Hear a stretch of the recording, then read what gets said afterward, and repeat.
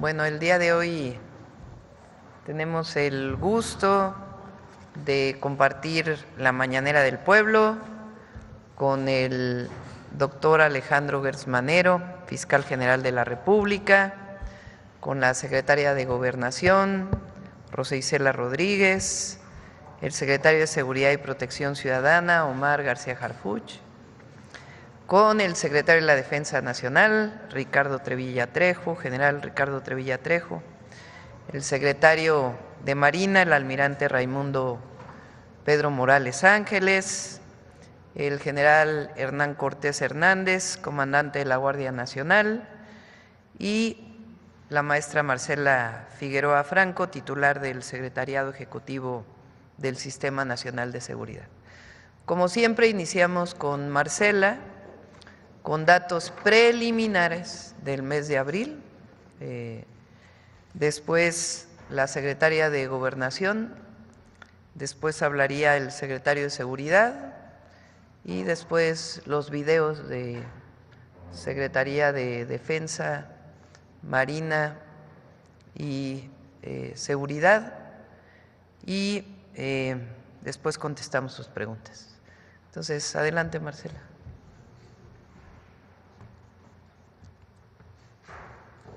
Permiso, presidenta. Buenos días a todos. El día de hoy presentaremos el reporte de incidencia delictiva con cifras preliminares, como ya indicó la presidenta, el día 21 de abril de 2025, es decir, el día de ayer, con información de las 32 fiscalías estatales del país. Una vez concluido el mes, se tendrán las cifras consolidadas de abril, las cuales se presentarán en la siguiente conferencia de seguridad. En esta primera gráfica, que muestra la evolución mensual del promedio diario de víctimas de homicidio doloso de abril de 2024 a, como decía, 21 de abril de 2025, con estos datos preliminares de abril se aprecia una tendencia sostenida a la baja en el homicidio doloso desde el inicio de la actual administración. Como se ve en la gráfica, en septiembre de 2024, el promedio diario de homicidios fue de 86.9 diarios, bajando hasta un promedio diario este mes, lo que llevamos del mes de abril, de 58.3 víctimas. Por lo tanto, de acuerdo con esta información, a 21 días del mes de abril, esto significaría una reducción preliminar de 32.9%. En la siguiente gráfica se muestra el comportamiento del delito de homicidio doloso, medido con el promedio diario de víctimas, pero de forma anual, para el periodo 2018 a lo que llevamos de 2025. También en esta medición se aprecia una tendencia sostenida a la baja. Con base en estos datos preliminares disponibles hasta el 21 de abril, el promedio diario de 2025 se ubica en 72.3 víctimas, lo que representaría una disminución de 28.1% entre 2018 y 2025. La siguiente, por favor. Y como siempre, les presentamos la distribución de homicidios en los estados. Vemos que, como hemos informado en ocasiones anteriores, 7 entidades concentran prácticamente la mitad de homicidios de todo el país. En este caso, en lo que va de abril, el 51.5% se concentra en las siguientes entidades. En primer lugar está Guanajuato, que representa el 11.8% del total de homicidios a nivel nacional. Sigue el Estado de México en segundo lugar, con 8.2% del total nacional. En tercer lugar está Sinaloa, con 6.9%, le sigue Jalisco, con 6.5%, y Guerrero con 6.1%, Michoacán con 6% y Baja California con 5.9% del total nacional. De mi parte es todo con respecto al informe preliminar de incidencia delictiva con datos preliminares al 21 de abril de 2025. Como ya señalamos, en la siguiente conferencia mañanera de seguridad se darán los datos completos de abril. Muchas gracias.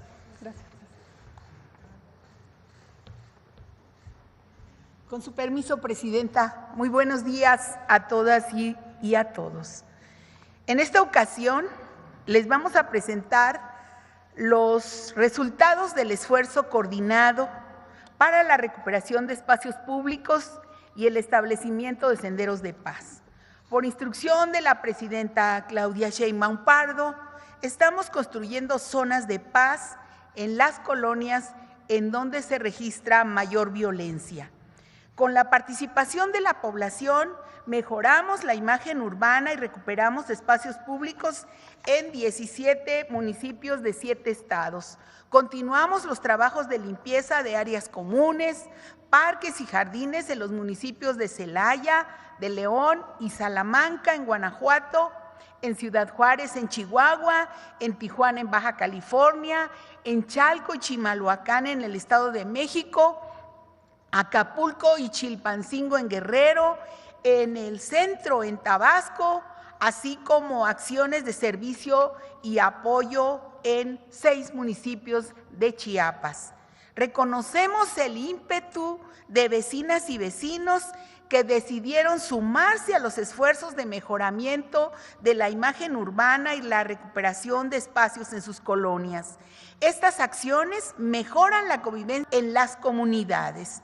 Las 32 mesas de paz estatales y 266 regionales realizaron también 1,534 jornadas de paz e impulsaron el rescate de áreas comunitarias con diferentes actividades, como la pinta de murales, la lectura al aire libre, presentación de obras de teatro, conciertos, torneos deportivos, convites, que nuestras infancias y juventudes disfrutaron.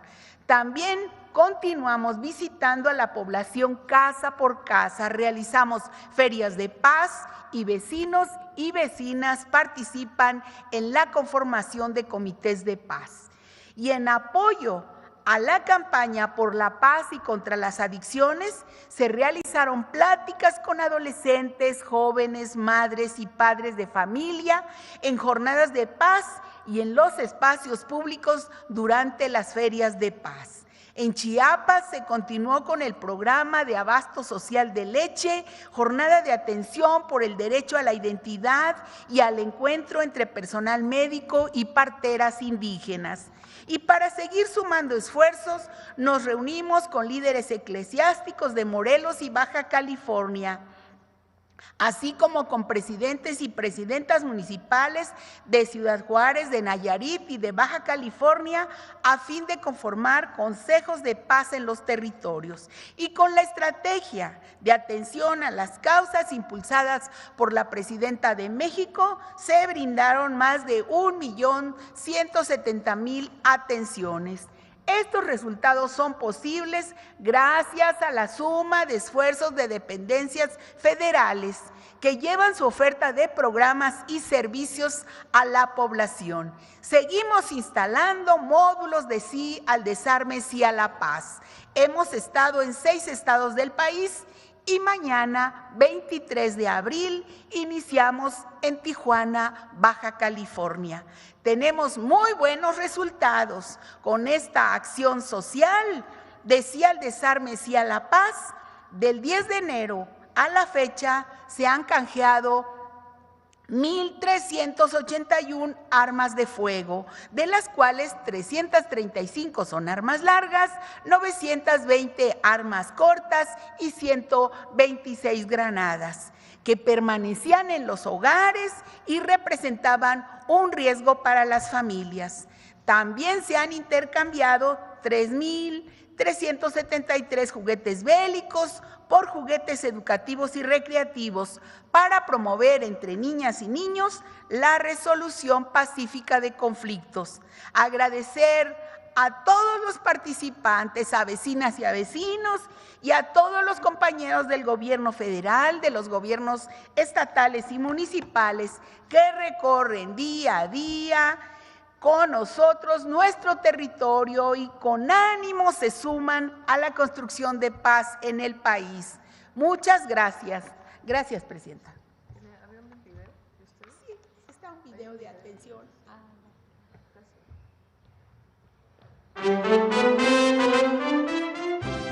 La recuperación de espacios públicos y la construcción de los senderos de paz fomentan la sana convivencia, reducen las desigualdades y mejoran la seguridad de comunidades y pobladores. Como parte de atención a las causas que generan la violencia, brigadistas y ciudadanos limpian, pintan fachadas, cambian luminarias de calles, escuelas y áreas comunes. Con estas acciones se brinda seguridad a la población, en especial a niñas, mujeres y adolescentes. Además, se llevan a cabo las ferias de paz, en las que se difunden y acercan a la ciudadanía más de 100 programas sociales que garantizan el acceso a los derechos a la salud, educación y alimentación para las familias, entre otros. Se desarrollan también actividades lúdicas, culturales, recreativas y deportivas. Con atención a las causas, se implementa Sí al Desarme, Sí a la Paz, que promueve el intercambio de armas de fuego por dinero en efectivo de manera anónima y voluntaria, mientras que niñas, niños pueden intercambiar juguetes bélicos por lúdicos y educativos. En atención a las causas participan los 3 niveles de gobierno en municipios y comunidades a través de las mesas de paz, que se consolidan como foros para tejer acuerdos de concordia. La recuperación de espacios públicos para las familias de México es paz.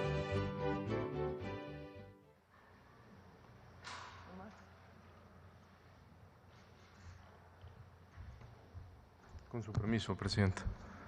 Muy buenos días. Vamos a informar algunos avances de la Estrategia Nacional de Seguridad encabezada por la Presidenta Claudia Sheinbaum en poco más de 6 meses de gobierno. Del 1 de octubre del 2024 al 20 de abril del 2025 han sido detenidas 18.712 personas por delitos de alto impacto. Se han asegurado 144 toneladas de droga, incluyendo cerca de 1,5 toneladas y más de 2 millones de pastillas de fentanilo, evitando que estas sustancias nocivas afecten la salud de miles de jóvenes. También se han asegurado más de 9.600 armas de fuego. En 17 estados de la República, el Ejército y la Marina han destruido 839 laboratorios clandestinos y áreas de concentración para la elaboración de metanfetaminas, lo cual representa una cifra sin precedentes. En estas acciones se han asegurado más de 1 millón de litros y más de 200 toneladas de sustancias químicas. La destrucción de estos 839 laboratorios por parte del Ejército y la Marina representa cientos de millones de pesos que no llegarán a las organizaciones criminales. Estos recursos les ayudan a fortalecerse, a comprar más armas y a reclutar más jóvenes, así como millones de dosis de drogas que no estarán ya en las calles. Quisiera, en nombre del Gabinete de Seguridad, mencionar algunas acciones que se han llevado a cabo en las últimas 2 semanas. En Cintala, Chiapas, en una operación coordinada entre el Gabinete de Seguridad, la Secretaría de Seguridad y Protección Ciudadana y la Fiscalía General del Estado de Chiapas, se catearon 2 inmuebles donde fueron detenidas 3 personas, entre ellas Ataúlfo N., jefe de plaza de una organización delictiva con presencia en Chiapas y Guatemala. Se aseguraron armas largas, armas cortas y diversas dosis de droga. También el día de ayer, en una acción relevante, por parte de autoridades del Estado de Chiapas y el Gabinete de Seguridad, en el municipio de Villa de Corzo, autoridades locales fueron agredidas por disparos de arma de fuego por civiles armados, donde se aseguró un arma larga, 2 armas cortas, una camioneta y una motocicleta. En estos hechos, 3 elementos de la Policía Estatal resultaron heridos y 2 agresores perdieron la vida. Uno de ellos identificado como Brian, alias El Cachorro, jefe de plaza de cártel de Chiapas y Guatemala. Cabe señalar que el personal actuó con estricto apego al Estado de Derecho y con pleno respeto a los derechos humanos y a la Ley Nacional sobre el uso de la fuerza. En Coahuila, la Agencia de Investigación Criminal de la Fiscalía General de la República detuvo a un hombre y se aseguró un vehículo con 47 kilos de metanfetamina. También en un tramo carretero de Gómez Palacio, en el marco de la Operación Frontera Norte, la Fiscalía General de la República aseguró un tráiler que transportaba 250 litros de heroína líquida y detuvo al conductor de la unidad. En 2 acciones operativas en alta mar, en el estado de Guerrero, personal de la Secretaría de Marina detuvo a 5 personas y aseguró más de 4 toneladas de cocaína. Tan solo en el último mes, el Gabinete de Seguridad, a través de la Secretaría de Marina, ha asegurado 10.2 toneladas de cocaína en eventos marítimos, lo que suma más de 36 toneladas de cocaína aseguradas en el mar en la presente administración.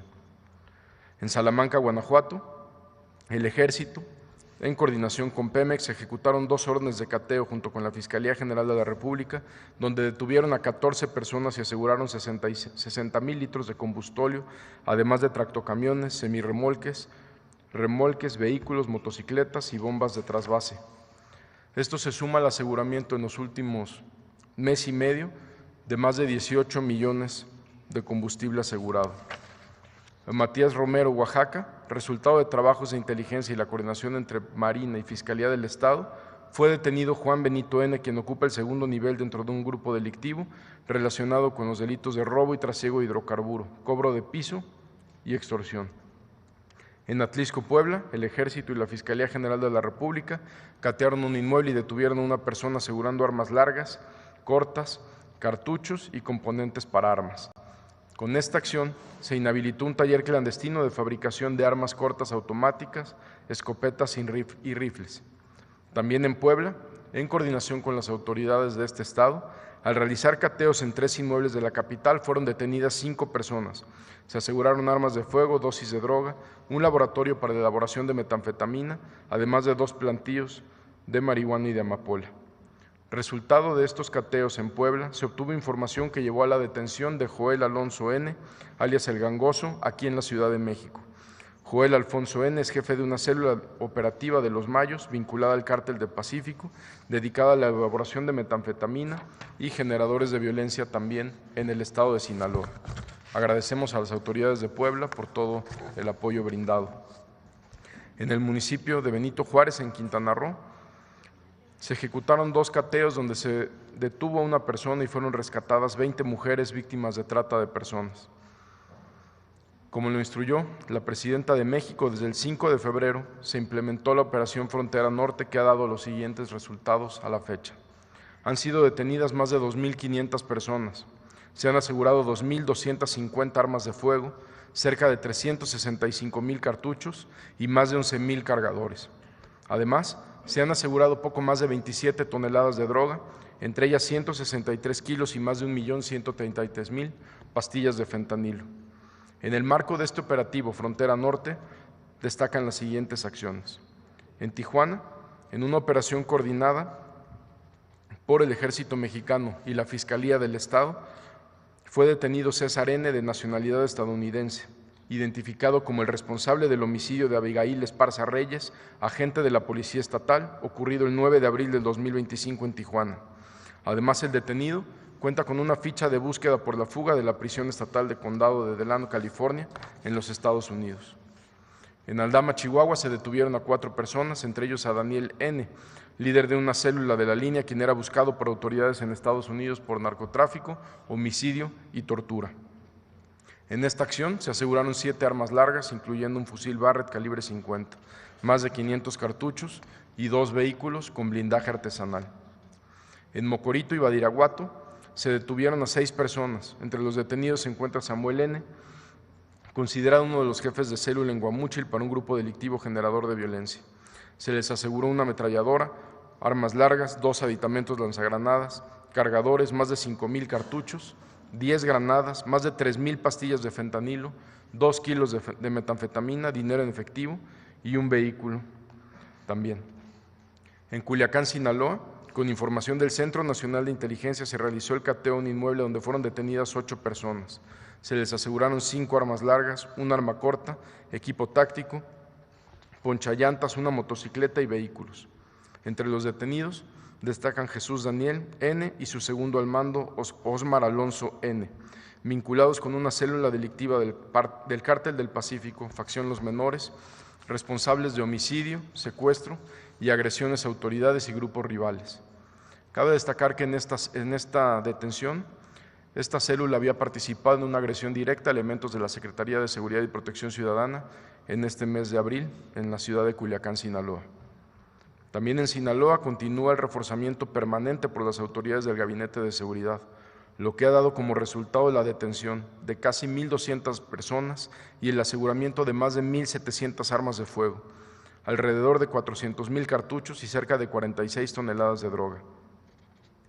Por otra parte, también en el operativo Frontera Norte, en los municipios de Plutarco Elías Calles, Nogales, San Luis Río Colorado y Ciudad Obregón, Sonora, se cateó un inmueble donde fueron detenidas 6 personas y se aseguraron 3 armas cortas, 12 cargadores, más de 300 cartuchos y diversas dosis de droga, equipo táctico, 4 vehículos y una motocicleta. Además, también se localizaron 4 campamentos que eran empleados por la delincuencia organizada. En Caborca, Sonora, con información de inteligencia, se detuvo a 4 personas que formaban parte de una célula delictiva vinculada con la barredora 24/7 que opera en el municipio de Altar, a quienes se les aseguró un vehículo con reporte de robo. En Hermosillo se cumplimentó una orden de aprehensión contra Iván Alfredo N., alias 440, por delincuencia organizada con la finalidad de cometer delitos contra la salud. El detenido pertenecía a la célula delictiva Los Demonios, vinculada con los Mayos del Cártel del Pacífico. En todas estas acciones realizadas en el estado de Sonora, agradecemos también el apoyo de las autoridades del estado, de la Fiscalía y de la Policía Estatal. En Matamoros, Tamaulipas, se realizó el arresto de Juan Enrique N., alias Escorpión, jefe operativo de célula delictiva Los Escorpiones, vinculados con los Ciclones del Cártel del Golfo. El detenido era considerado uno de los principales generadores de violencia en el estado. En esta acción se aseguró un arma larga, cargadores, cartuchos y 1 kilo de cocaína y metanfetamina. Por otra parte, derivado de los trabajos de investigación y ciberpatrullaje realizados por el Gabinete de Seguridad para la identificación de perfiles en redes sociales dedicados a reclutar personas para el crimen organizado, a la fecha se han dado de baja 200 cuentas en diferentes plataformas y 41 están en proceso de investigación. Agradecemos a las plataformas digitales por su apoyo. Finalmente, y de manera lamentable, quiero informar que el día de ayer, al realizar trabajos de investigación en el municipio de León de Aldama, del estado de Guanajuato, compañeros de la Subsecretaría de Investigación de esta Secretaría de Seguridad fueron agredidos por sujetos armados. Tras estos hechos, el suboficial Jonathan N. perdió la vida. En la Secretaría de Seguridad lamentamos profundamente la pérdida de nuestro compañero, quien representó con honor el valor y el compromiso de servir a nuestra nación. Nuestras sentidas condolencias a su familia. La muerte de nuestro compañero no quedará impune, ya hay 2 detenidos por estos lamentables hechos y faltan personas por detener. Nuestro más sentido pésame a las familias y que sepan que recibirán todo el apoyo institucional. Muchas gracias.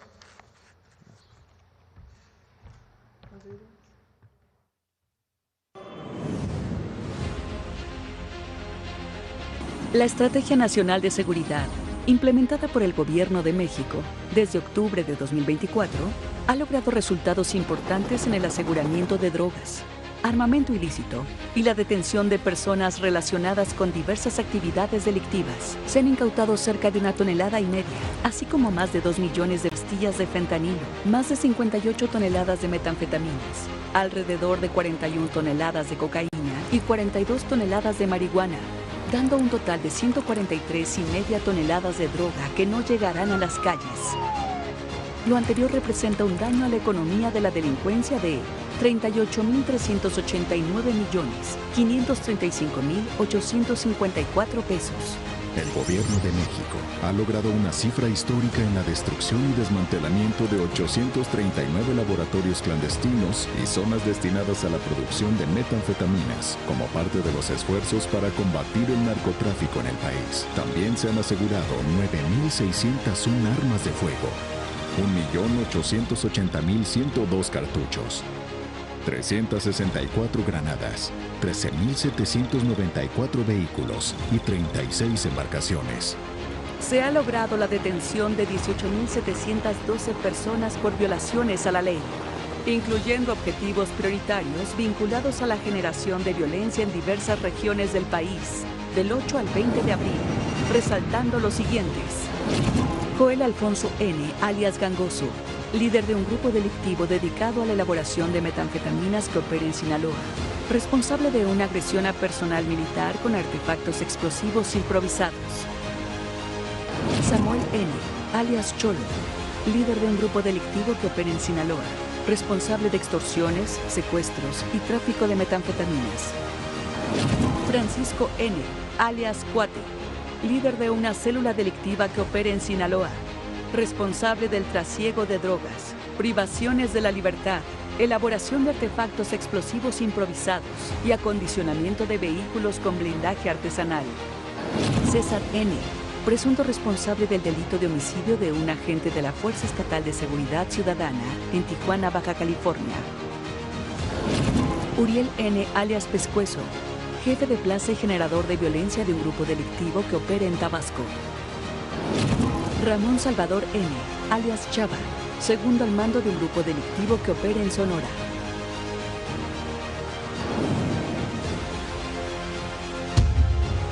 Cada operación, detención y aseguramiento contribuye a disminuir la violencia en las calles, brinda mayor protección a las familias y fortalece el camino hacia la paz y seguridad en nuestro país.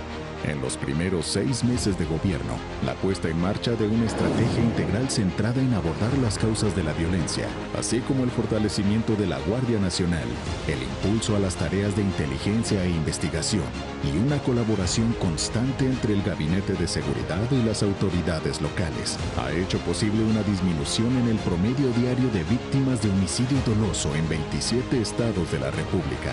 Como parte de la estrategia integral para fortalecer la seguridad en el país, se sigue implementando la Operación Frontera Norte con los siguientes resultados hasta el 20 de abril.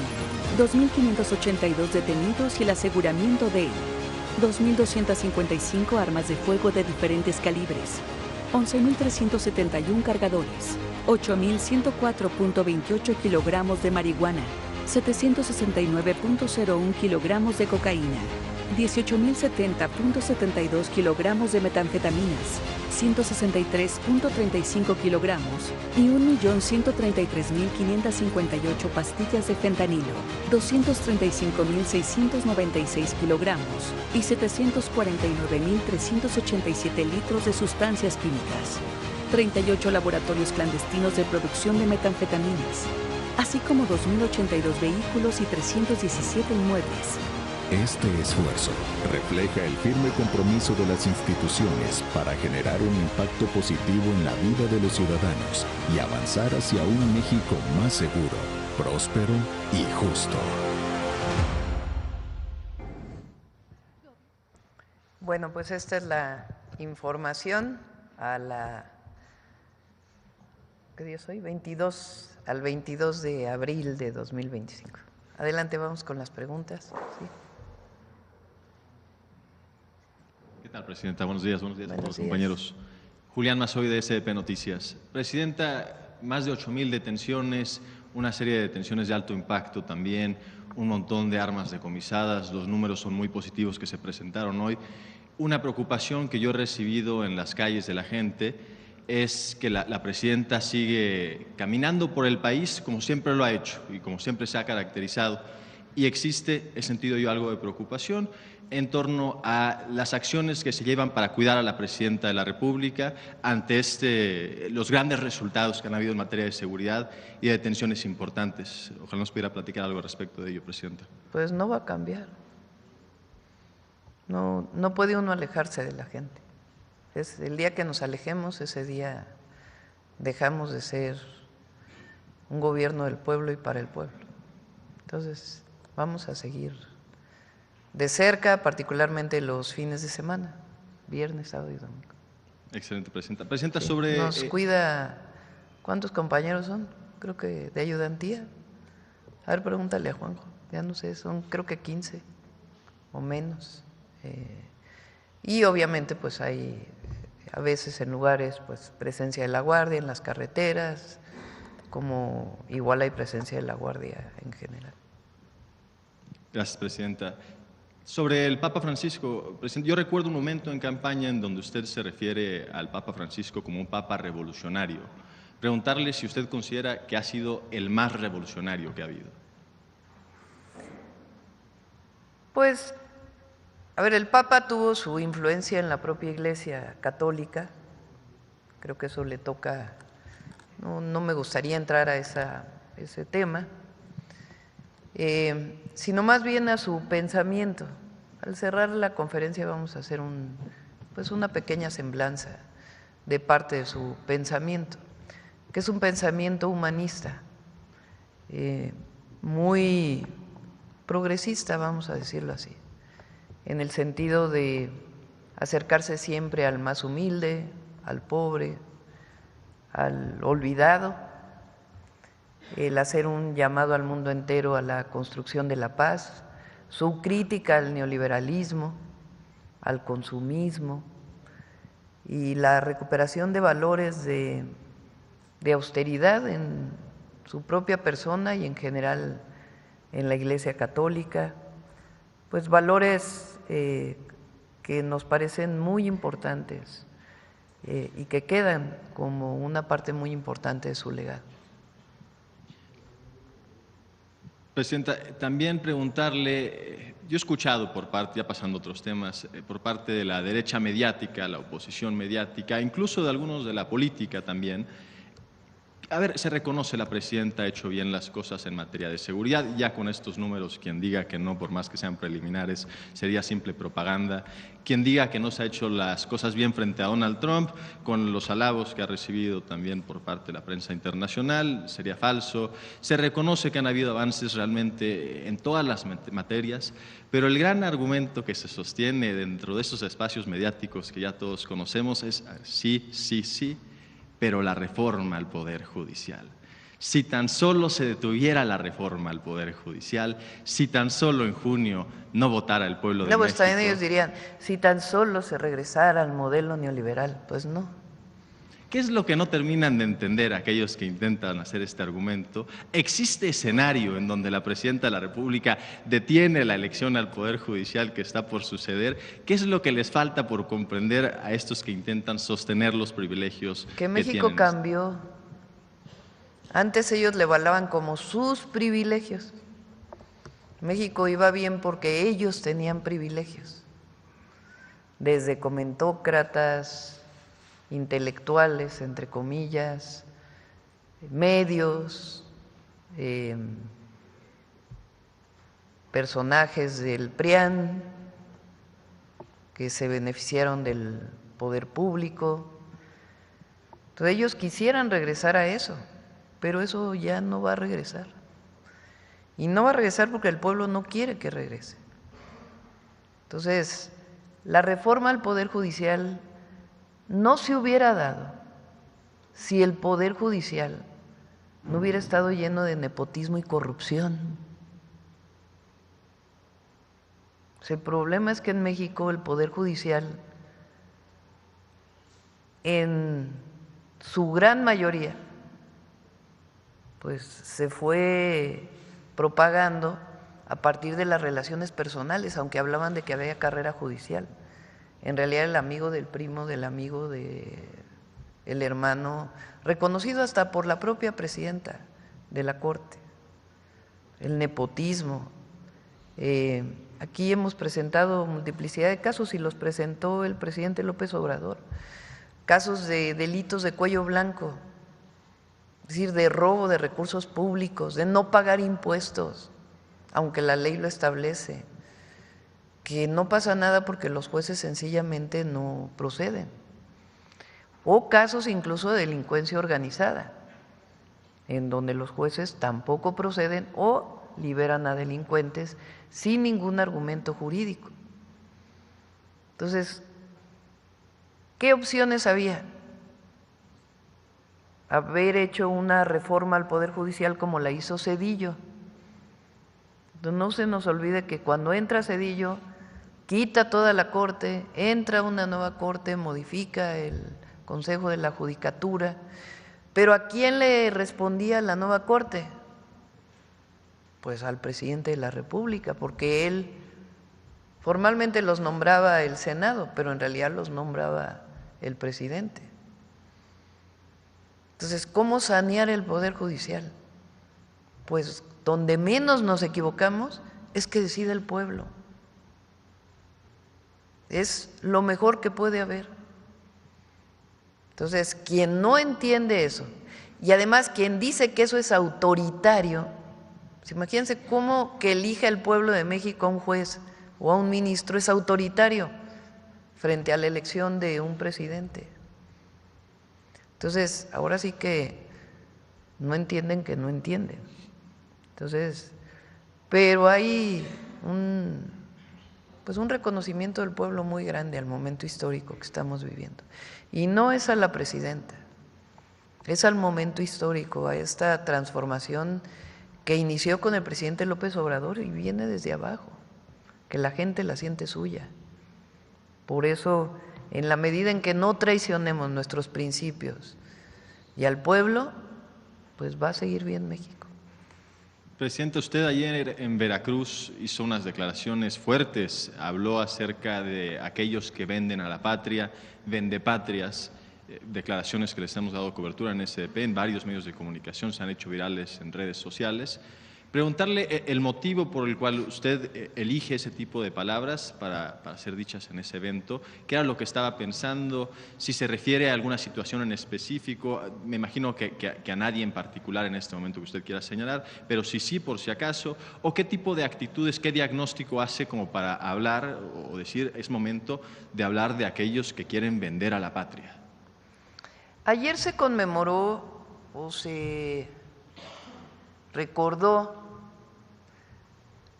la invasión norteamericana al puerto de Veracruz en 1914. Después del derrocamiento de Madero y Pino Suárez, de su asesinato vil y del golpe de Estado encabezado por Victoriano Huerta y apoyado por el entonces embajador de Estados Unidos.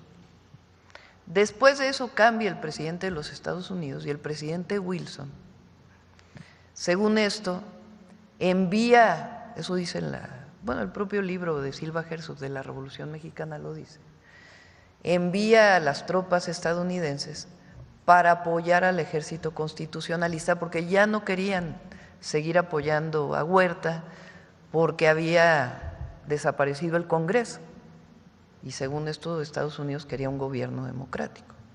Decían que venían armas de Alemania para ayudar a Huerta en contra del ejército constitucionalista y que por eso se apostan la presencia del ejército norteamericano en Veracruz. Llegan a Veracruz, toman Veracruz y hay más de 300 muertos. ¿Quién defiende? Pues son los cadetes y la Marina de entonces y el pueblo del puerto de Veracruz. Aun cuando el entonces presidente de Estados Unidos decía que venía a apoyar a los revolucionarios en contra de Huerta, Carranza dice, que lo leí ayer, Carranza lo que dice es: jamás podemos aceptar que un ejército invasor, que un país extranjero, que otro país venga a resolver los problemas de México. La territorialidad es inviolable. ¿Quiénes son los que históricamente han llamado a países de fuera para resolver los problemas internos? Pues los conservadores cuando llaman a Maximiliano.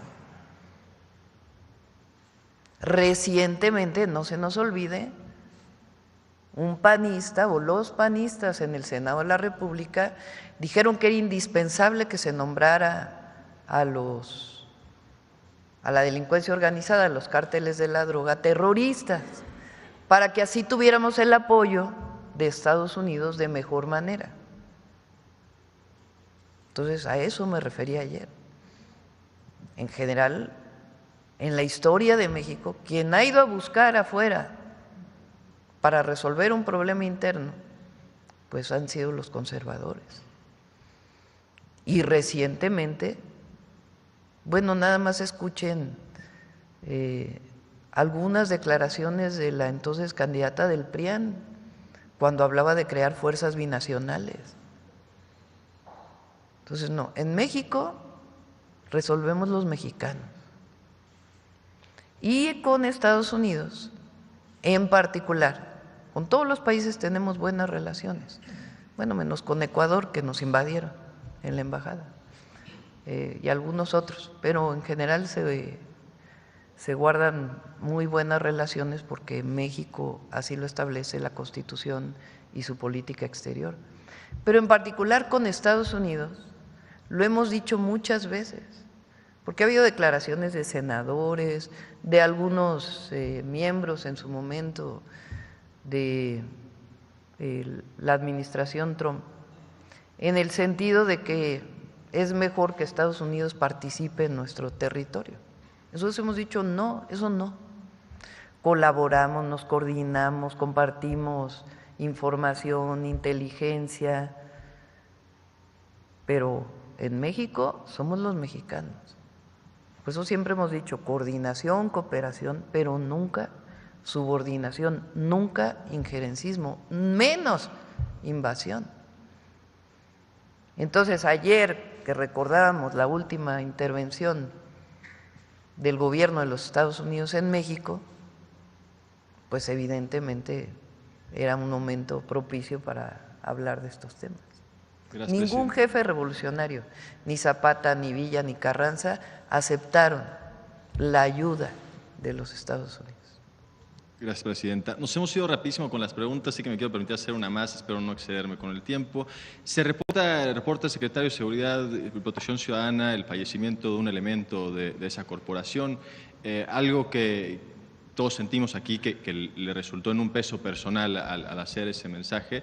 Quería preguntar, el secretario o usted, más allá de la respuesta de que tendrán las familias la respuesta institucional que deben de tener, y me parece correcta, ¿qué siente la presidenta o el secretario al saber que se pierde la vida de un elemento que la pone en riesgo, igual que muchísimos otros elementos todos los días, pues luchando por la seguridad de las familias mexicanas? Pues ha habido, ¿cuántos elementos han fallecido del Ejército General?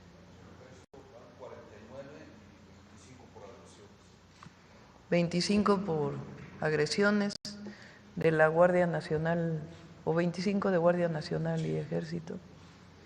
De la Marina, también compañeros de la Marina y de la Secretaría de Seguridad.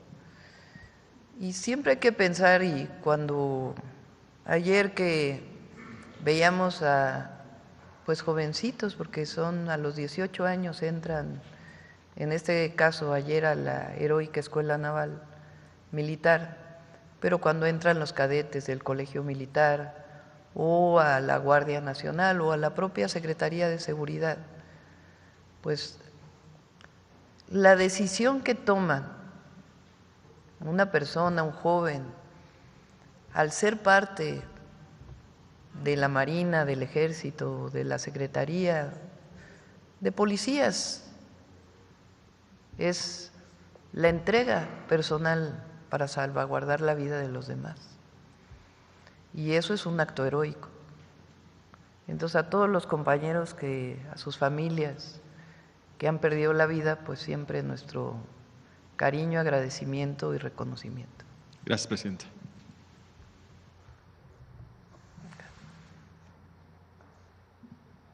Muchas gracias, presidenta. Nancy Gómez, de Sin embargo, tengo 3 preguntas. La ASEP hace pocos días dio a conocer un acuerdo con principales empresas productoras de alimentos chatarra, de productos dañinos como cigarros y el mismo alcohol. Ha habido muchas críticas porque se abre una política de salud pública a empresas como Coca-Cola, Philip Morris o empresas similares que viven de vender esta comida a niños en escuelas antes de todo este acuerdo que ya entró en vigor. ¿Cuál es la lógica de este acuerdo que se anunció recientemente por parte de la SEP y se han firmado otros acuerdos con estas mismas empresas o este consejo? No son acuerdos, okay. O sea, no, porque han criticado mucho a Mario, lo he visto en las redes, de que cómo es posible, si está promoviendo vida saludable, se reúna con la Coca-Cola y con… No hay ningún acuerdo ni nada que tenga que ver con poner en riesgo la vida de la gente, ni menos de las niñas y los niños.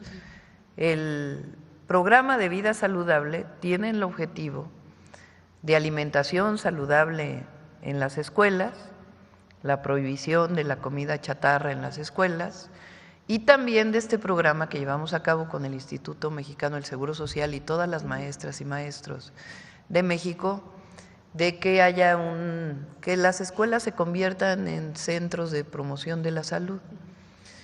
Entonces van los enfermeros, enfermeras del IMSS principalmente, se les mide la talla, el peso, se les dan orientaciones. Está este programa especial se llama Visualiza tus sueños, en donde se les hace examen de la vista, de ahí se envía a una revisión si se encuentra que puede tener problemas, y ahí se les entrega un par de lentes de manera gratuita, porque muchos niños y niñas en el primero y segundo grado no saben sus familias que tienen problemas de la vista y pues tienen problemas de aprendizaje, incluso de burlas de sus propios compañeros. Entonces, es parte del programa de vida saludable. Entonces, a él lo convocan a esta reunión, él va y sencillamente explica en qué consiste el programa. Pero no es que se haya firmado a cambio de algo, que nada. Entonces, no, ¿cómo creen que si la Coca-Cola hace mucho daño? Que me perdone la Coca-Cola, ¿verdad? Pero todo en abuso hace daño. Bueno, la Coca-Cola, hay que decirle a Paco Taibo que es se lo decimos a cada rato, que fuma y toma Coca-Cola muchísimo, que le hace daño a la salud. Entonces, no hay nada que tenga que ver con algún acuerdo que haya hecho la Secretaría de Educación Pública con estas empresas para afectar el programa de vida saludable. Sí, justo porque, como mencionaba, ha habido muchas críticas hacia el titular de la Secretaría de Educación. Sí, y bueno, digo, se entiende a lo mejor que no les haya gustado que se reuniera, pero que quede muy claro que él no hace ningún acuerdo de ningún tipo y que el programa sigue su curso y que la reunión en todo caso era para explicar por qué el programa. En este sentido de la lucha por el etiquetado en todos estos alimentos, que justamente se volvió un ejemplo durante el sexenio del expresidente López Obrador, cuando aparecieron estas etiquetas alertando sobre pues, los altos contenidos de sodio, grasa o azúcares, ¿hay interés del sector salud o de la SEP o de parte del gobierno federal de modificar o eliminar o modificar para eliminar esas etiquetas o para fortalecer la medida? No. Okay. O sea, por eso les digo que no hay nada a cambio de aquella reunión. Y para el etiquetado continúa, el programa de vida saludable continúa, el que no se venda comida chatarra ni dulces en las escuelas continúa, todo como va. En todo caso fue una reunión informativa, no tuvo absolutamente nada que ver. Y esperamos mejor a un día del Gabinete de Salud para que el doctor Kersenovich o cualquiera de los compañeros pueda explicar todos estos programas cómo van. Recuerden además, por cierto, que el 28 inicia la Semana Nacional de Vacunación. Pasando a otro tema, dentro del movimiento hay familias tanto en el Congreso, digamos, como en otros puestos del sector, hay familias muy visibles que participan en diversos cargos. Algunos consideran que es nepotismo, otros que no, que el nepotismo es exclusivamente cuando un miembro de la familia asume justo después de que deja el cargo su familiar. En víspera de esta carta que enviará a la dirigencia de Morena, ¿podría definirnos qué piensa usted que es el nepotismo? ¿Cómo lo definiría y qué específicamente propondría que el movimiento lo prohíba? El nepotismo está tipificado en la ley. O sea, lo que dice la ley en el caso de los servidores públicos del gobierno federal es que no se puede contratar a un familiar hasta el 4º nivel, con excepción de aquellos que ya trabajaban antes de que llegara la nueva persona, porque se consideraría pues que sería un acto de injusticia. Pero yo no puedo nombrar a un familiar que trabaje en el gobierno federal que esté en 4º nivel, la secretaria de Gobernación tampoco en su secretaría, el secretario de Seguridad tampoco en su secretaría. Entonces, eso está tipificado en la ley. ¿Qué quiere decir nepotismo?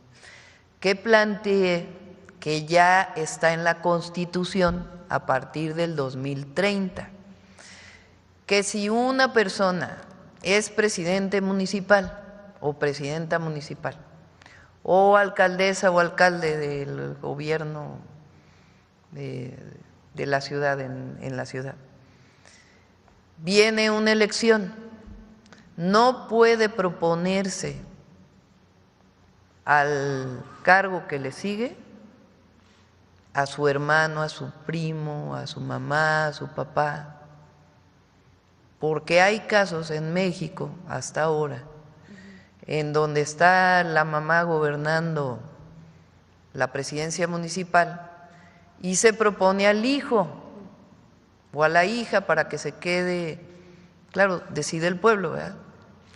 Pero ¿qué considero?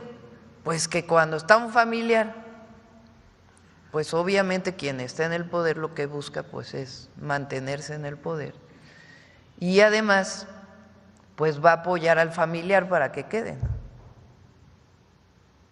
Entonces, ya está en la Constitución que ni en presidentes municipales, ni en diputados, ni en senadores, ni en gobernadores, que ha habido casos de gobernadores, que está un hermano y luego viene otro hermano en la gubernatura, o en presidente o presidenta, que no puede quedar alguien. En la elección que sigue, un familiar hasta el cuarto nivel, el esposo, la esposa, etc. Eso quedó al 2030. Entonces, ¿qué plantea Morena? Que lo hizo público su presidenta, que en el caso de sus candidatos o candidatas lo van a asumir desde el 2027. De hecho, lo hicieron ahora en las dos presidencias, las dos elecciones a presidencias municipales en Durango y en Veracruz. Entonces, ese es el planteamiento en el caso del nepotismo. Ya también se estableció que a partir del 2030 ya no hay reelección, cosa que también desde mi punto de vista es muy bueno. Ya los diputados a partir del 2030, 3 años, ya no pueden continuar otra vez de manera seguida. Puede ser 3 años, descansan 3 años y se pueden volver a postular, pero no puede ser corrido. Senadores tampoco, presidentes municipales tampoco.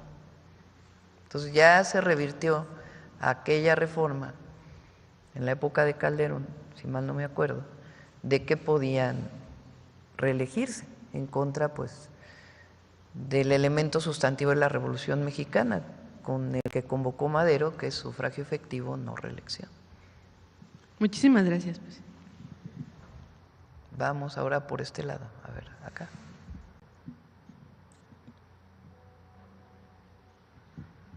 Gracias, presidenta. Juan Bautista, de Voces del Periodista, que dirige la maestra Celeste Sáenz de Miera y Mauricio Lum. Presidenta, dice el historiador Lorenzo Meyer que los procesos revolucionarios son una estampa en la línea del tiempo del mundo, que es un momento, y quien los vive pareciera un proceso enorme, ¿no? Hoy que se está conmemorando el 111 aniversario de la intervención de los Estados Unidos, bueno, la defensa del puerto, y que a propósito también tenemos un barco que pregona la paz, que es el barco Cuauhtémoc, que se devela que esos insignes marineros le dan la vuelta al mundo cada año. ¿Cómo concebir en este momento, en este proceso de transformación, hoy el concepto de soberanía? No, pues está establecido en el 39 constitucional, a ver, pon. Sí, y cómo dar la lucha hoy también ante esto. Yo lo veo desde el punto de vista del pueblo también y de la gente cotidiana. No tenemos la misma población ni la misma instrucción de 1900 y los del 2024, por ejemplo, ¿no? El nivel de preparación, el nivel de conciencia y el país que ha cambiado. ¿Cómo explicarlo un poco más, presidente? A ver, yo lo diría en 2 temas, ¿no? Primero, la soberanía la define el artículo 39. Sí. Ahí lo tienen.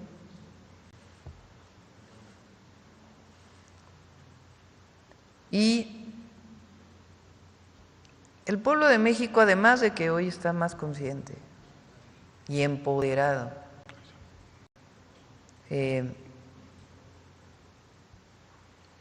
Las y los mexicanos estamos muy orgullosos de ser mexicanos. Eso es algo que lo vemos con nuestros paisanos. Y aquí en México son muy pocos los que no quisieran ser mexicanos. El pueblo de México está orgulloso de su historia, de lo que representa México en el mundo.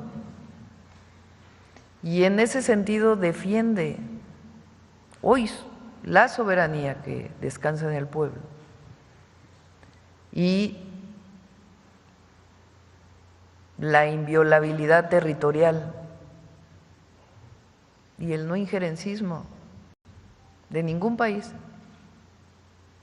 Eso es algo que está en el pueblo de México, en el corazón del pueblo de México. Probablemente en el de todas las naciones, pero en particular en México es muy fuerte. Porque pues también vivimos la intervención norteamericana que quitó más de la mitad del territorio y la intervención francesa, en donde el pueblo de México luchó contra esa intervención, además de la propia independencia. Entonces, el artículo 39 dice: la soberanía nacional reside esencial y originalmente en el pueblo. Todo poder público dimana del pueblo y se instituye para beneficio de éste.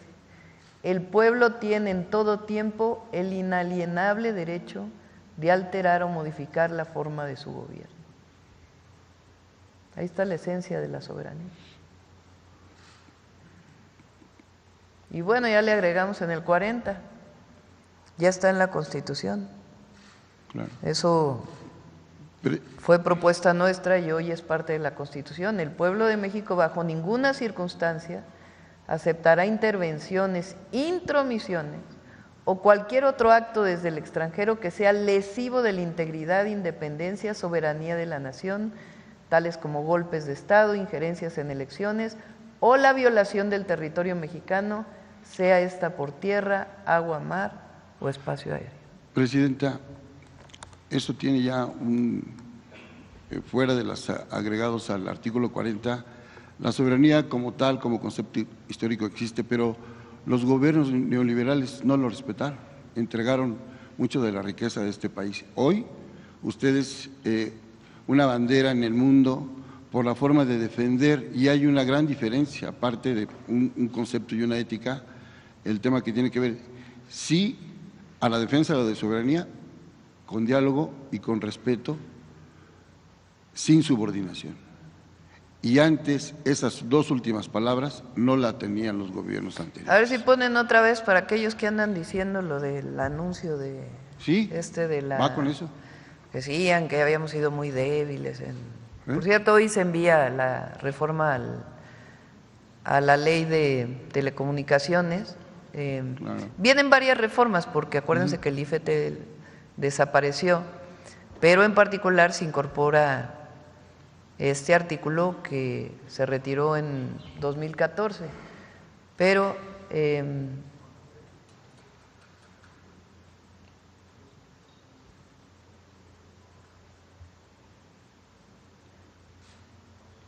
no, es lo de la Bastida.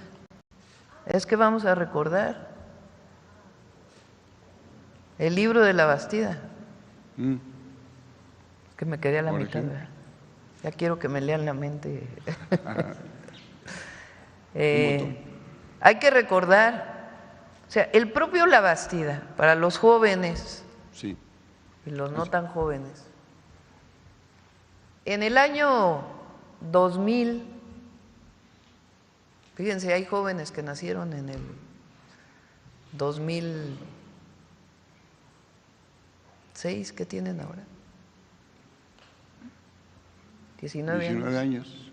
O 18. Y otros 24. O sea, en el 2000 no vivieron ni el desafuero, ni habían nacido. Y ya ejercen su derecho. Bueno, en el 2000, hoy quien nació en el 2000 tiene 25 o 24 años. En el 2000 Es la primera vez que el PRI, después de todo el periodo del siglo XX, de lo que llamó Vargas Llosa la dictadura perfecta, por primera vez entra otro partido a la presidencia. Entra Fox del PAN y llama al gran cambio. En realidad, pues Fox traicionó a muchos de los que votaron por él, porque nunca hubo el cambio que ofreció, nunca.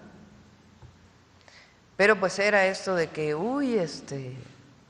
transición. El voto útil. Inició la transición a la democracia en México, ya cambió el partido, en fin. ¿Quién era el candidato del PRI para el año 2000? La Bastida. ¿Quién era el candidato del PAN? Fox. El candidato del entonces PRD y otros partidos era el ingeniero Cuauhtémoc Cárdenas. Bueno, la Bastida mucho después escribe sus memorias, porque se creía que el pueblo de México masivamente salió que sí hubo un apoyo, ganó en aquel momento Fox. Pero la Bastida se pregunta, ¿qué fue lo que pasó en aquel momento? ¿Por qué no tuve yo el apoyo que debería de haber tenido, más allá del propio desgaste en su momento del PRI? Y entonces la Bastida escribe en sus memorias, y me pregunto, ¿fue casual que Zedillo me entregara el partido quebrado financieramente? También dudo de que fuera fortuita la falta de solidaridad al negarse que se difundieran desde mi campaña los logros económicos de su gobierno y sus instrucciones a los gobernadores para que torpedearan mis giras. ¿Qué lo motivó? Dice la Bastida, es muy importante este testimonio, ¿eh? La razón principal podría ser esta: cuando el gobierno de Estados Unidos le hizo a México el préstamo de $40,000 millones para afrontar la crisis desatada por el error de diciembre, la crisis económica de diciembre de 1994, negociación que el presidente Zedillo gestionó personalmente, se le demandó el compromiso de propiciar la transición democrática. O sea, dice la Bastida, ¿de dónde vino la instrucción de la transición democrática? A Zedillo. Se le demandó por parte del gobierno de los Estados Unidos propiciar la transición democrática y que para ello el PRI dejara de gobernar. La ciudadanía sí lo quería, lo pone entre paréntesis, y él entregará la presidencia a la oposición. La verdad completa solo la conoce el expresidente y tal vez su secretario particular, Líbano Sáenz. A ninguno de los dos los he vuelto a ver después de ese año. Entonces, para estos prianistas, porque en realidad pues es lo mismo, el PRIAN que se descubrió abiertamente en el 24, bueno, desde el 21, que salieron juntos, ¿por qué no recuerdan esto? Claro. Entonces, entreguismo pues parece que sí hubo, ¿no? Y a profundidad. Además de que vendió los ferrocarriles, y después de vender los ferrocarriles se fue a trabajar a la empresa que fue beneficiada con la venta de los ferrocarriles. Además. Hasta ahí el tema. Presidenta, en las gráficas que presentan hoy sobre materia de seguridad, los 7 estados que reúnen más del 50% de las zonas de violencia o delitos, vemos desde hace meses que sigue campeando el estado de Guanajuato. ¿Hay algo en especial, algún dique ideológico, alguna estructura ahí adentro que no permite que descienda? Entiendo y veo allí su ahínco y las políticas de los secretarios de Seguridad Pública, del fiscal, de la compañera Rosa Isela. Lo digo con todo respeto porque fuimos colegas periodistas defendiendo las banderas de la libertad de expresión allá por los 80s. Y no vemos que descienda el tema de la violencia, al menos del homicidio doloso. ¿Hay algo que pase? No, sí ha bajado en Guanajuato. Omar, ¿por qué no platicas todo lo que se ha hecho en Guanajuato? A ver si ponen la gráfica de la vez pasada. Sí, en la última conferencia, en el último informe de seguridad por instrucciones de la presidenta, informamos de acciones que se llevaron a cabo de manera simultánea en 3 estados de la República, que fue precisamente Guanajuato, Querétaro y Yucatán.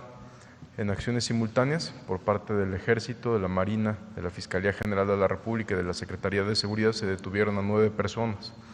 De esas 9 personas, que correspondían a 3 células generadoras de violencia, en cuanto fue la detención, se presenta un decremento en los próximos días hasta del 46% y ahorita ha continuado bajando. Por ejemplo, ahí se ve, ahí están las detenciones, ahí viene la fecha, detenciones por parte del Gabinete de Seguridad, que fueron a partir de marzo. Inmediatamente después de esas detenciones comienza la baja. Ahora, tiene que haber continuidad en las operaciones y lo continúa habiendo. Ayer, pues, lamentablemente, en una de estas operaciones perdimos a un compañero, pero todos los días hay detenciones por parte del Ejército, de la Marina, de la Secretaría de Seguridad. La Presidenta de la República nos instruyó al general secretario y a su servidor ir a Guanajuato. Se hizo un replanteamiento de la estrategia en coordinación con las autoridades del Estado y va bajando. Vamos a continuar con estas detenciones y estas operaciones. Gracias, secretario. Por último, Presidenta… Eran 3 bandas delictivas, 3 grupos que, aunque estaban fuera de Guanajuato, desde otro estado operaban en Guanajuato. Entonces y pertenecían a distintos grupos. Entonces fue muy importante esas detenciones. Por último, un tema periodístico y altruista, un comentario final para la compañera Rosa Isela Rodríguez, secretaria de Gobernación. Fíjense que el pasado 13 de este mes se realizó un operativo en Culiacán, Sinaloa, por la Carbonera, Culiacán, en Sinaloa, y entendemos que hubo problemas, no se sabe perfectamente el operativo, si iba sobre un objetivo específico, pero resulta que allanaron el estudio y la casa de trabajo del periodista Bernardino Felipe Arroyo, quien se encontraba aquí de vacaciones con su familia, y hoy el lugar sigue acordonado. Entiendo, presuntamente policías estatales, en un operativo amplio con varias casas, entraron al estudio y lo destrozaron. Entonces, está pidiendo… ¿Quién entró? La policía estatal, presuntamente la policía estatal. ¿En Guerrero? No, en Sinaloa, en Culiacán, Sinaloa. Perdón. Sí, en Culiacán, Sinaloa. Entonces está pidiendo, ayer ya ingresó una carta de solicitud a la secretaria Rosa Isela Rodríguez y bueno, pues está aquí con mucho, yo ya la entrevisté el sábado, nos hizo favor de buscarnos a través de las redes, ya publicamos la carta en principio de solicitud, porque pues tiene temor por su inseguridad, está aquí con su familia y quisiera que tuvieran a bien recibirlo para pues, tratar de que lo atienda el mecanismo de detección a periodistas. Es todo, presidente. Sí, ¿cómo? Gracias. Sí. Gracias. A ver, vamos aquí y luego regresamos de este lado. Presidente, buenos días. Israel Aldave, de Grupo Fórmula. Buenos días a todos. Ya le entregó el beneplácito su gobierno al embajador de Estados Unidos en México. Es hasta que llegue, tienen que presentarse sus cartas, hay un procedimiento diplomático, pero se va a aceptar su llegada. ¿Y cuál va a ser la relación con el diplomático? Pues tiene que ser una buena relación, como la relación que hay con el gobierno de los Estados Unidos, dentro de los cauces diplomáticos y la relación tan importante que llevamos con Estados Unidos, pues es una relación de respeto mutuo. Presidenta, y hablando de Estados Unidos justamente, y esta campaña, ya tocaba usted el tema, hoy inicia un nuevo bloque de spots de la Secretaría de Seguridad Interior, en donde incluso llama a los migrantes abusadores de menores, pederastas, asesinos. ¿Tiene usted contemplado enviar, no sé, alguna carta diplomática o emprender alguna acción para frenar estas campañas? No, va a hacer algo más. Vamos a cambiar la ley para que se prohíba que gobiernos extranjeros puedan hacer propaganda política, ideológica en nuestro país, pues todavía más fuerte. Entonces, ellos pueden hacerlo en los Estados Unidos. Hasta ahora no hay ninguna ley porque se retiró ese artículo de la Ley de Telecomunicaciones de que estaba prohibido que los gobiernos extranjeros hicieran propaganda en México. ¿Qué cosas pueden promover? Pues el turismo, la cultura. Si cualquier país del mundo quiere promoverse en nuestro país o nosotros en otro país, pues no tendría ningún problema. El problema son esta propaganda del propio gobierno, además de actos que nosotros consideramos discriminatorios. Entonces, vamos a cambiar la ley y yo espero que además haya unanimidad en el cambio, ¿no? Porque ayer los prianistas todos estaban muy indignados y qué bueno, pues que se apruebe por unanimidad, ¿no? Que no deben los gobiernos extranjeros hacer propaganda en nuestro país, ni política, ni ideológica, ni nada que tenga que ver, pues menos con actos discriminatorios, ¿no? Entonces, ni en las redes sociales podrán pautar, se podrá ver mientras esté en su propia red, pero pautar, pues eso no es correcto, no está bien. Entonces, lo pueden hacer en su país, pero no en el nuestro. Okay.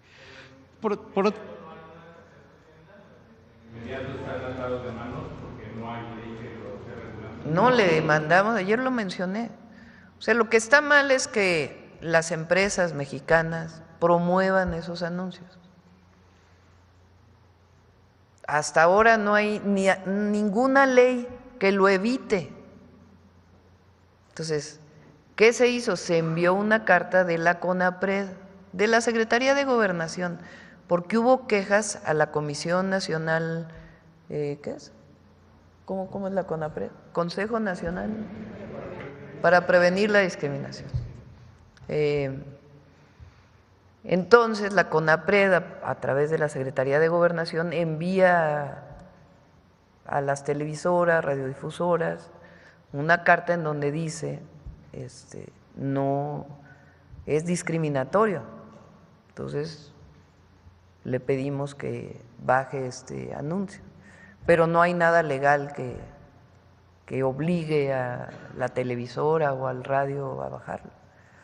Entonces, pues vamos a ponerlo en la ley de nuevo, porque no es correcto. Yo creo que tampoco nosotros pretenderíamos andar haciendo propaganda política en otro país, en un medio de comunicación de otro país. Sí, pero mejor que todo se va a cambiar la ley. Se va a cambiar la ley para que pues ya quede muy claro nuevamente que no puede haber este tipo de propaganda en nuestro país, que es discriminatoria y que no debe ser así. Pues no está catalogado en la ley, entonces pues mejor lo catalogamos, ¿no? Es lo mejor que podemos hacer. Entonces, Presidenta, por otra parte, ¿qué reporte le entregó su gabinete de seguridad respecto a este desfile de miembros de un grupo criminal del Cártel Jalisco en un municipio de Michoacán el sábado de Gloria? Sí, se manifestó el gobernador ayer, qué bueno, también lo hice personalmente, de acuerdo, obviamente, y a partir de ahí pues se abren procesos de investigación. ¿Se está investigando ya sí, siempre se al investiga. presidente municipal, a las autoridades locales? No, particularmente lo hace la Fiscalía del Estado, es quien le corresponde hacer esta investigación, pero de todas maneras el gabinete está investigando. Ok, y aprovechando la presencia del fiscal, si me permite, Presidenta, que nos diera cuáles son los avances del caso Teuchitlán, por favor. Muy buenos días. Miren, como les había yo comentado en la reunión pasada, el próximo martes, aquí en nuestras instalaciones de Reforma Norte, que les queda más cerca y que tiene un auditorio más cómodo, vamos a poderles dar cuenta ya de la opinión técnica de los laboratorios de la universidad y todas las coincidencias con nuestros peritajes respecto a la situación de los posibles actos de fuego en ese lugar. Vamos a darles también un resumen por escrito de los dictámenes que tenemos al respecto, porque es un tema que es delicado y que yo sí quisiera que hubiera una absoluta transparencia. Hemos, como ustedes saben, ya judicializado a 14 personas en esa área. Vamos a seguir adelante. Las autoridades locales de todos los niveles de procuración y de administración van a también seguirse los procedimientos que se tienen que seguir. No podemos aceptar que haya habido un nivel de impunidad por tantos años en esa zona sin que haya una respuesta de justicia muy clara y muy precisa. Lo que logró el Gabinete de Seguridad al detener al jefe operativo de ese lugar nos ha permitido también tener una buena cantidad de información para ampliar nuestras investigaciones al respecto. De todo eso, nosotros el próximo martes, en un auditorio que es mucho más cómodo para ustedes y más fácil de llegar, vamos a darles toda la información al respecto. ¿Algún tema específico que usted quisiera que le informara? Si había más restos de personas que habían sido cremadas presuntamente en este lugar. Ahí les vamos a dar toda la documentación para que esto quede muy claro, porque ha sido un tema muy controvertido y queremos que quede de esa manera. Pero a manera de adelanto, algo que nos pudiera dar. ¿Perdón? A manera de adelanto, algo que nos pudiera dar. Yo quisiera entregarles la documentación para que no vaya a haber una duda, si usted me lo permite. ¿Ya se concluyó esta investigación entonces? No, la investigación sigue. Nosotros tenemos que ir resolviendo, por ejemplo, déjeme decirle, todo lo que son las prendas. A partir de fin de mes vamos a tener en esas instalaciones las prendas para que las personas que quieran identificarlas y que se establezca un seguimiento sobre esas prendas las puedan tener. Como usted sabe, nos las entregaron de una manera muy irregular, ya las clasificamos, ya las tenemos todas perfectamente bien inventariadas y esas prendas van a estar a disposición también. Vamos a hacer un trabajo en que lo mismo, todas las áreas que nosotros ya terminamos de hacer los trabajos de campo, ya puedan ser trabajadas por los grupos que se presenten, vamos a trabajar juntos, vamos a llevar un protocolo muy cuidadoso. Esto lo tenemos que llevar a fondo hasta todas sus consecuencias y a todos los niveles. Gracias. Muchas gracias. Presidenta, y finalmente, ya si me permite, ¿definió ya usted si va a acudir a Roma a los funerales del Papa? No, vamos a enviar a Rosa Isela Rodríguez como representante del Gobierno de México. Gracias. Creo que es de este fin de semana al otro, creo el 28, ¿no? Sábado 28. Sí, va a ir a 26, va a ir la secretaria de Gobernación de nuestra representación. Sí. A ver acá primero y luego vamos acá. Hola, buenos días, Presidenta. José Leveña, de Publimetro. Según las cifras preliminares, los homicidios dolosos han bajado desde septiembre de 2024 hasta abril, han bajado 32,9%. Con estas cifras, ¿considera que se refuerza la idea que trabajar sobre las causas y construyendo la paz se consiguen mejores resultados en vez de estar creando una guerra? Sí, primero es importante que sepan que son datos preliminares. ¿Por qué son datos preliminares? Primero porque no ha acabado el mes de abril y segundo, una vez que acabe el mes de abril se hace una revisión por parte del Secretariado de Seguridad por si las fiscalías no reportaron a tiempo los homicidios. Entonces se cierra el mes y como una semana más o menos, ¿verdad, Marcela? Después ya se tiene el número de homicidios. Pero preliminarmente estas son las cifras al 22 de abril de lo que han estado reportando las fiscalías estatales y la propia Fiscalía General de la República. La estrategia que hemos seguido, lo voy a decir muchas veces porque vale la pena que la ciudadanía lo conozca, se basa en 4 ejes. El primero es la atención a las causas, que es fundamental.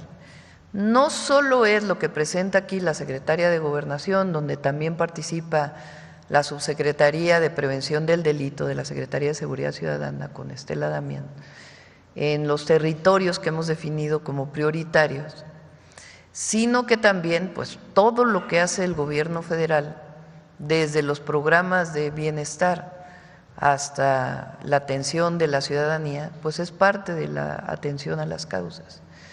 Entonces, lo primero, indispensable, lo que hacemos en educación, lo que hacemos en acceso a la vivienda, a los derechos, pues es fundamental. Segundo, el fortalecimiento de la Guardia Nacional, la consolidación, que eso pues el principal responsable es el general secretario y el general Cortés, que está al mando de la Guardia, y que se trabaja todos los días en su fortalecimiento, su capacitación, la formación de oficiales, todo ese trabajo se desarrolla de manera muy importante. Es una institución pues muy joven, realmente la Guardia, ya tiene un reconocimiento muy amplio de la ciudadanía, pero hay que fortalecerla. A los estados les corresponde el fortalecimiento de sus policías. La tercera, que ha sido muy importante, y ahí hubo una reforma constitucional adicional a lo de la Guardia, es la inteligencia y la investigación. ¿Qué característica tiene, además de su profesionalismo, la formación de agentes de investigación que puedan participar en la Secretaría de Seguridad y Protección Ciudadana Federal? Tiene la característica de que son coadyuvantes del Ministerio Público, sea estatales o federal. Es decir, que las investigaciones se traducen en carpetas de investigación con pruebas para poderse presentar ante un juez, para poder hacer un orden de cateo o un orden de detención. Esa es la parte que ahora estamos fortaleciendo más todavía de lo que ya se había fortalecido con el presidente López Obrador. Ahora estamos dándole mucha importancia. El Centro Nacional de Inteligencia, pues formalmente está para la seguridad nacional, pero esencialmente pues hoy sus capacidades están orientadas pues a la seguridad pública, que tiene que ver también con la seguridad nacional. Y la última es la coordinación. El fiscal es autónomo, la Fiscalía General de la República es autónoma, pero ha accedido el fiscal a que haya presencia de un permanente en el gabinete, de un representante de la Fiscalía General de la República. Eso ayuda mucho. Y la coordinación que hay con los estados, todo eso es lo que ha ayudado a todavía avanzar más en los resultados de disminución, que la tendencia ya venía hacia abajo. Eso es muy importante, porque recordemos que la tendencia hasta el 2018 era ascendente, la pendiente, así los que estudiamos algo de matemáticas, todos lo estudiamos porque eso viene desde la secundaria, ¿no?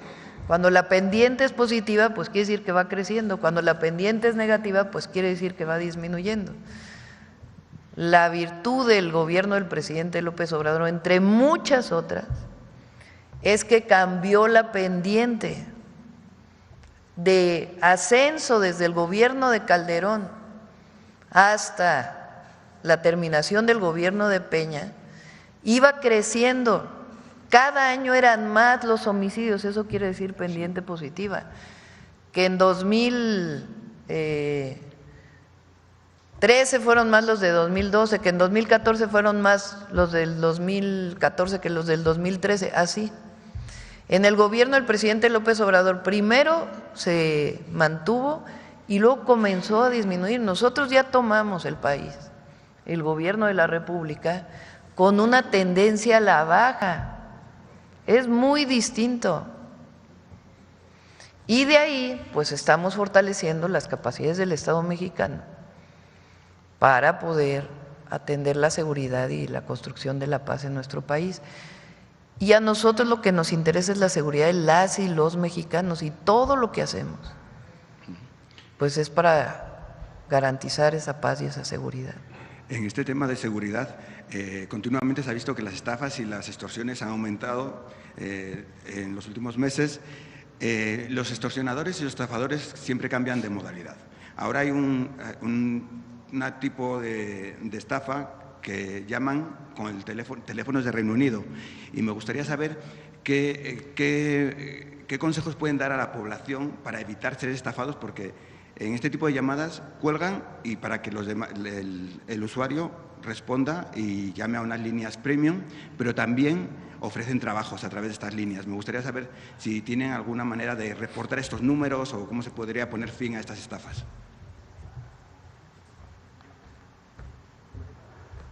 La mayor cantidad de números de extorsión los tenemos registrados como números de aquí de México, e inmediatamente se da parte a las compañías telefónicas, donde sí nos ayudan de manera continua a bloquearlos. No tenemos identificado estos números que usted me dice, no tenemos registrados algunos, pero lo checamos de inmediato también. Sí, es una estafa que se está popularizando mucho, y es con teléfonos más 44, el prefijo más 44, que es de Reino Unido. Principalmente los que tenemos son de México, y en su momento, como lo informamos aquí, pues se desarticularon también call centers donde sí participaban ciudadanos de otras nacionalidades, pero cualquier número que así sea extranjero, tienen una conexión con las telefónicas mexicanas, y desde aquí se solicita su baja y se procede al bloqueo o a la baja. Gracias. Sí. Cambiando de tema, en las últimas semanas… Pero si nos das los datos para que se pueda investigar. Y a la ciudadanía en general, pues no contestar los teléfonos que no reconocemos. Perfecto. Muchas gracias. Cambiando de tema, en las últimas semanas también en redes sociales se ha hecho viral posibles causas de los retrasos en las devoluciones de Hacienda. Usted recientemente habló de cifras récord de recaudación, 17.8% más de recaudación en el primer trimestre del año, y me gustaría saber si usted puede aclarar el porqué de las devoluciones, el retraso de las devoluciones, o si simplemente se están cumpliendo los tiempos, que son 40 días para… Son los tiempos de ley. No hay ningún problema en la devolución de aquellos que les corresponde la devolución de impuestos, no hay ningún problema, y se cumplen los plazos de ley siempre. Y ya por último, el Fondo Monetario Internacional acaba de dar las previsiones, una revisión de previsiones de crecimiento, y México es el país que peor parado sale, con una contracción del menos 0.3%. Me gustaría saber su opinión y si México va a reevaluar, en todo este contexto proteccionista que está teniendo Estados Unidos, la guerra de aranceles, si podría revisar cómo proteger a la industria automotriz mexicana frente a los fabricantes chinos, y si también está estudiando la posibilidad de aplicar un impuesto especial a los beneficios de la banca, sobre todo extranjeros, porque el último año reportaron en México solo 7.000 millones de euros en beneficios. Principalmente se convierte en el submercado que más rinde. Usted comentó la semana pasada que podrían rebajar las tasas también para fomentar el dinamismo de la economía. No, ayer nos informaron que venía este resultado del Fondo Monetario Internacional. Pues no conocemos con base en qué lo hacen, no coincidimos, no es que no coincida la presidenta, sino que nosotros tenemos modelos económicos que tiene la propia Secretaría de Hacienda, que no coinciden en este planteamiento. Normalmente, y así lo creen muchos de los organismos financieros internacionales, que estaban, por cierto, acostumbrados a decir qué se tenía que hacer en cada país, ellos no creen que el gobierno pueda hacer nada para cambiar una situación que viene del propio mercado, y nosotros no coincidimos con esa visión. Por eso planteamos el Plan México. El Plan México lo hemos ido, el día de ayer, por ejemplo, que presentamos esta ley de simplificación, de reducción de trámites, pues es parte del Plan México. Hoy vamos en la tarde a una exposición que tiene la Secretaría de la Defensa en el Felipe Ángeles sobre la industria aeronáutica, el invitado de espacio aéreo, perdón, bueno, tiene que ver la industria aeronáutica. El país invitado es Brasil, porque tiene el desarrollo de la industria de manera muy importante. Y nosotros, México ha crecido mucho el desarrollo de la industria aeronáutica, aeroespacial, y el objetivo es que siga creciendo. Es parte del Plan México también. Nosotros tenemos algunas fechas clave que planteamos el 3 de abril, cuando presentamos con mayor detalle el Plan México.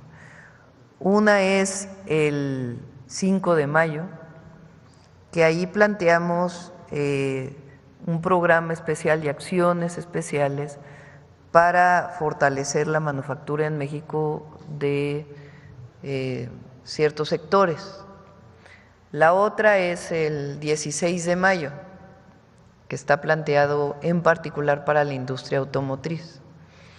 Y hay otras fechas importantes en abril y en mayo que tienen que ver, por ejemplo, con los polos de bienestar, todos los apoyos de incentivos que se van a dar para el desarrollo de los polos de bienestar, no solo los del sureste, sino otros polos de bienestar en el país, que hemos estado trabajando con varios gobernadores.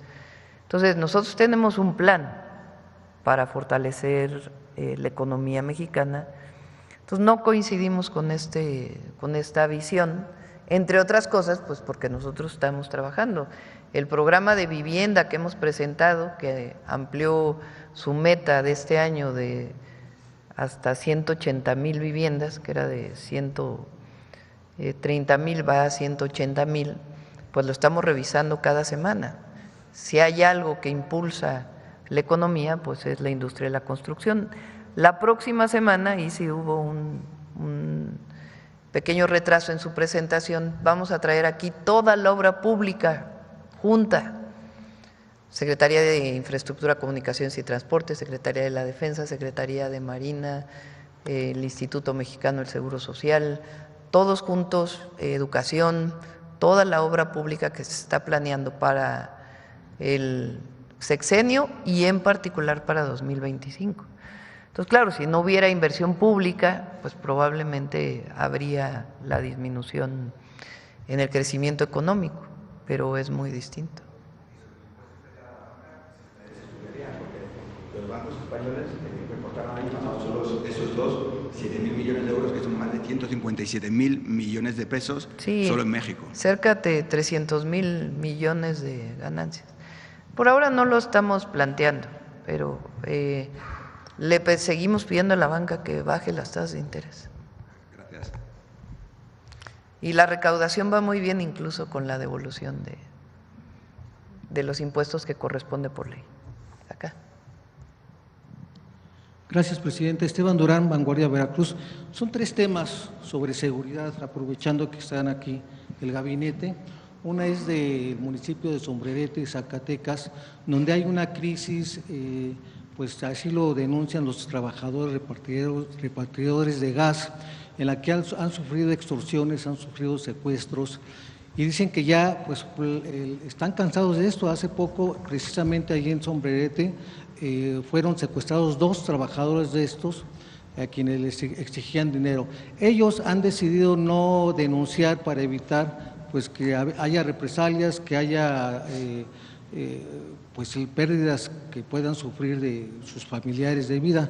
Esto lo señaló Ramiro Cantú de la Rocha, quien es representante legal de los sindicatos distribuidores de gas LP.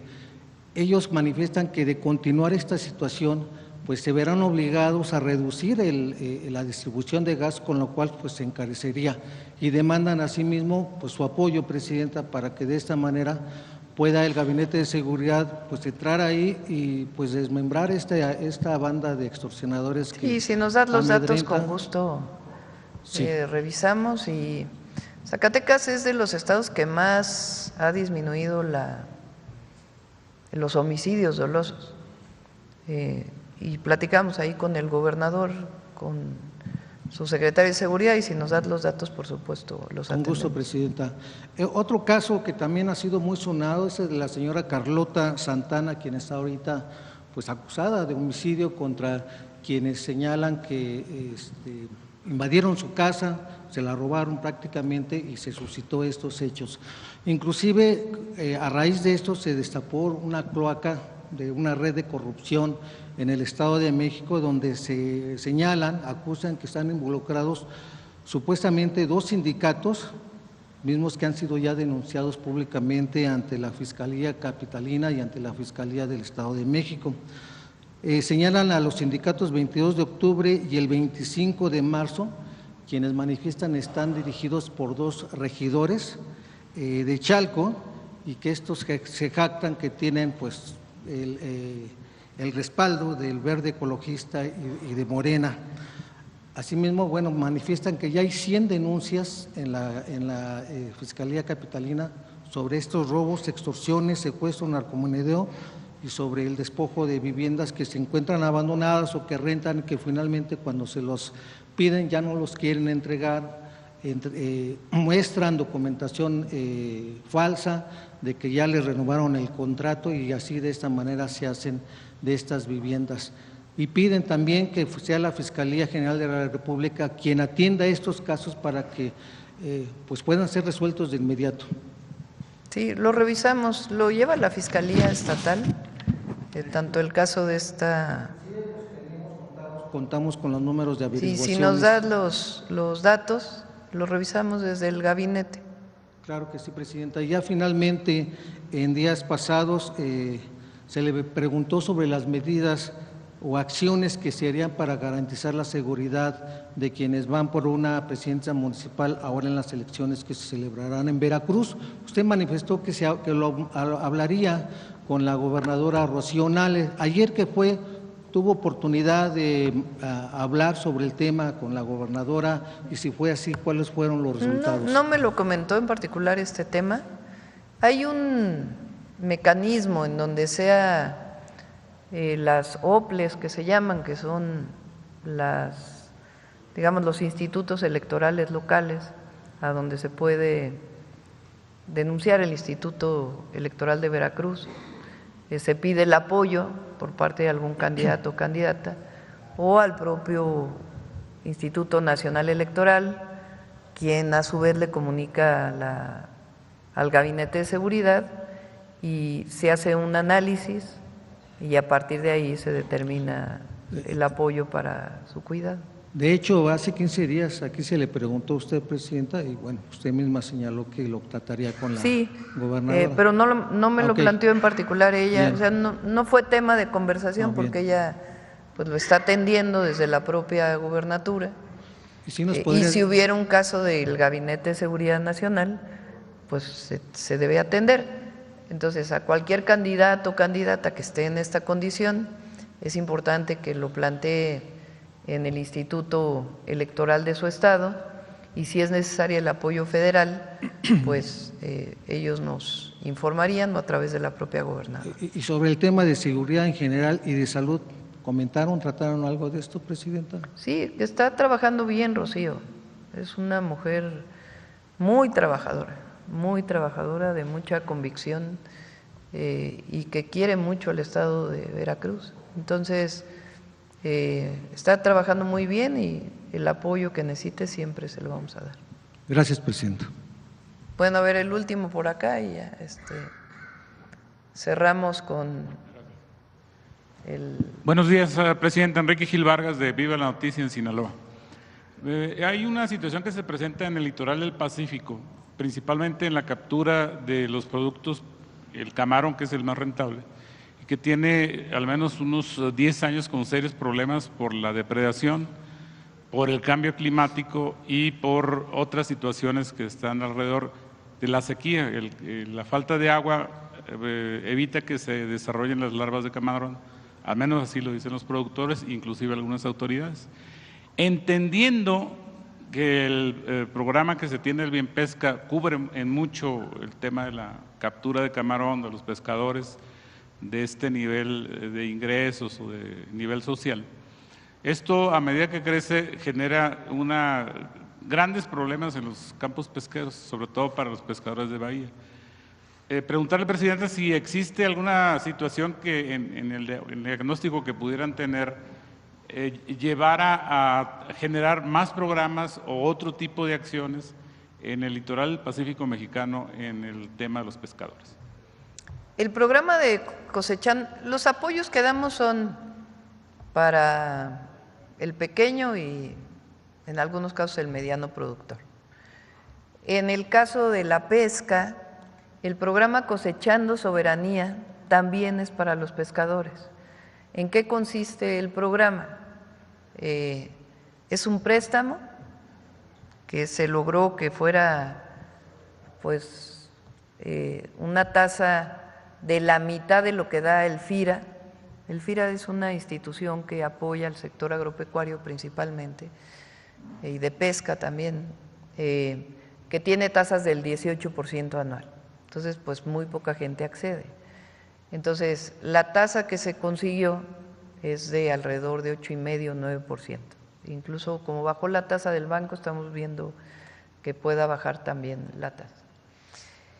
Entonces, el programa es el acceso al crédito y el propio crédito con esa tasa tiene un seguro, en el caso de la agricultura para situaciones climatológicas, sequía, lluvia intensa, y tiene también un seguro para el precio. En caso de que cayera mucho el precio, se mantiene a cierto nivel.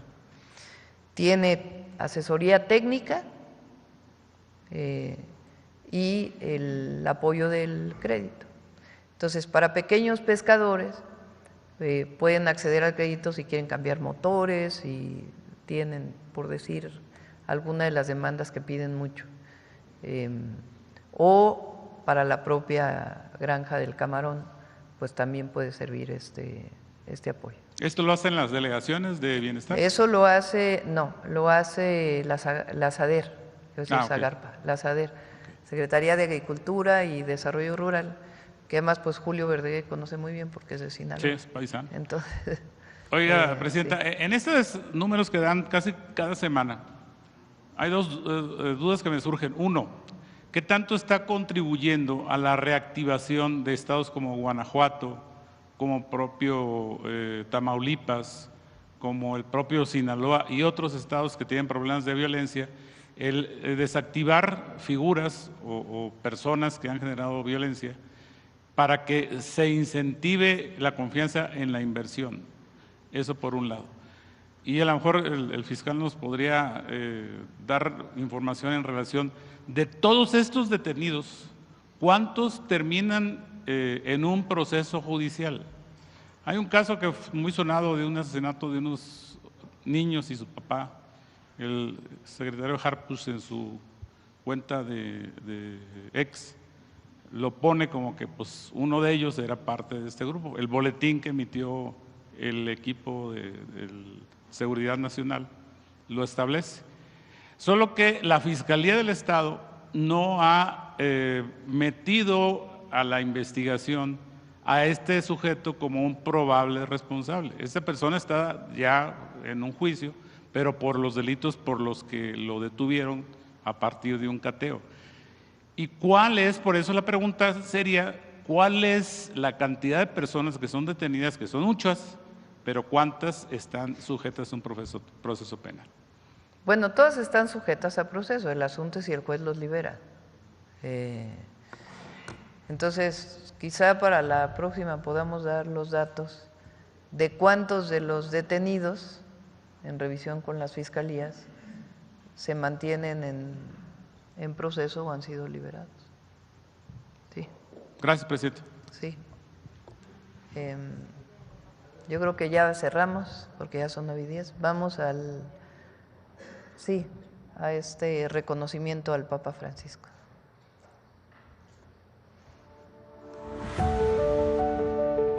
La voz del Papa humanista, del pontífice que optó por los pobres, Francisco I, trascendió este 21 de abril, tras haber legado el pasado domingo 20 a la ciudad y al mundo en su último y contundente mensaje a favor de la solidaridad, de la paz y a que nunca se debilite el principio de humanidad como eje rector de nuestro actuar cotidiano. En este postrero mensaje, hizo un llamamiento a cuantos tienen responsabilidades políticas a no ceder a la lógica del miedo que aísla, sino a usar los recursos disponibles para ayudar a los necesitados, combatir el hambre y promover iniciativas que impulsen el desarrollo. Estas, dijo, son las armas de la paz, las que construyen el futuro en lugar de sembrar muerte. Hijo de migrantes piamonteses, el primer papa latinoamericano nació en Buenos Aires el 17 de diciembre de 1936. Su padre, Mario, fue contador, empleado de ferrocarril, mientras que su madre, Regina Sibori, se ocupó de la casa y de la educación de sus 5 hijos. Siempre levantó la voz para denunciar lo que debía denunciar. Criticó al neoliberalismo afirmando que se reproduce a sí mismo sin más, acudiendo al mágico derrame o goteo, sin nombrarlo, como único camino para resolver los problemas sociales. No se advierte que el supuesto derrame no resuelve la inequidad que es fuente de nuevas formas de violencia que amenazan el tejido social.